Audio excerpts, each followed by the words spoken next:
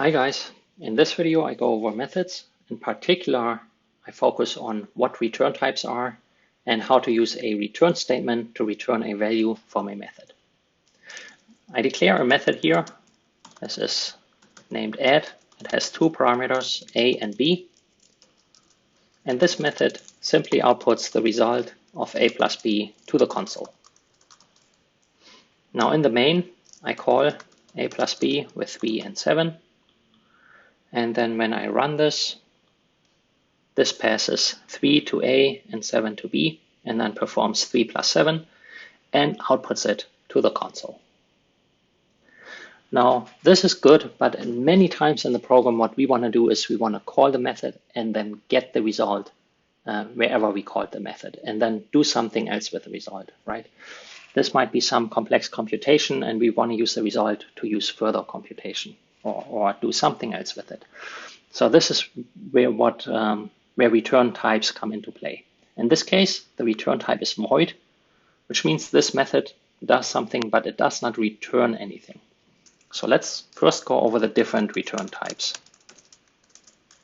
So return types are all the data types. So this could be Boolean, integer, could be character, floating point, such as float or double, string, or any class that you can think of. And it can be void. Void means it does not return anything. If here we have one of the data types as return type, it means it returns a value of that data type. In Java, there can only be a single return type. So we cannot return a Boolean and an int, for example. Only a single value, and so only a single return type. Now, void is not a data type, right? Data types are used to declare variables. And so a variable of type void would mean that variable doesn't store anything. So why do we declare it? But it makes sense for return types because a method may do something but not return anything, but it can also return something. So return types are always all data types plus void.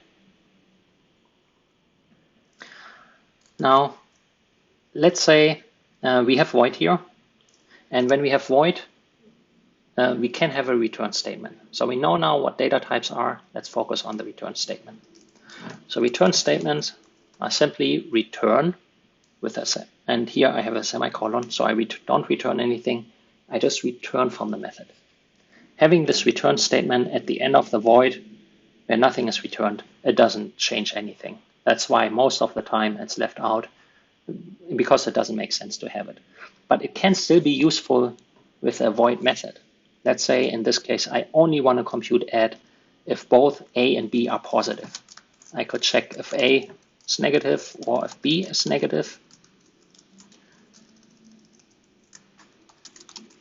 And if that's the case, I return.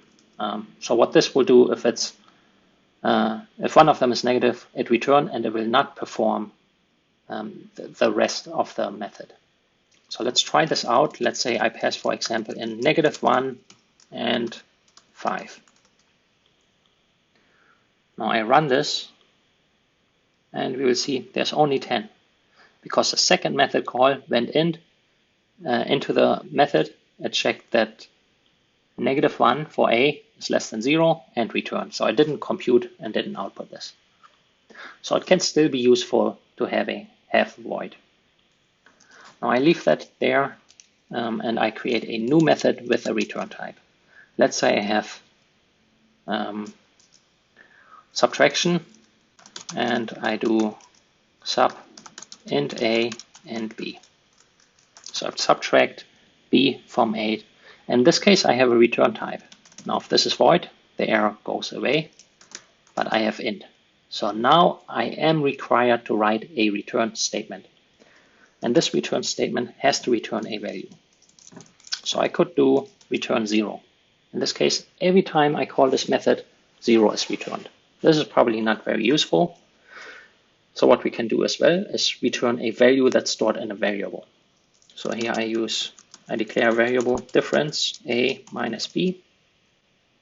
And then I return the value that is stored in this variable. So this will compute A minus B stored in the variable and return with the variable name will simply return the value in that variable. So here I can call sub 5 and 7. This should be -2. I can run this. I don't have an output statement, so it will not output anything. And if I just call it like this, it would ignore the return value. So we can always call a method that has a return type and ignore the value. We don't have to process the return value. Most of the time we want to. So one way to do this is to declare a new value, a new variable. I call this result, and I initialize it to the return value of the method. This does not initialize it with the method, so it doesn't store the method in it. It really is a method call here. I pass in 5 plus 7. This computes 5 minus 7, -2, returns -2, and then initializes result with -2. So let's output this here. Oops, plus result. And I run this. So again, 5 and 7 are passed here to A and B. It computes 5 plus 7, -2. Then I say return the value in difference, which is -2. It returns it and assigns it to the newly declared variable result. So this one is now -2, and it outputs it to the console. We can always have multiple return statements.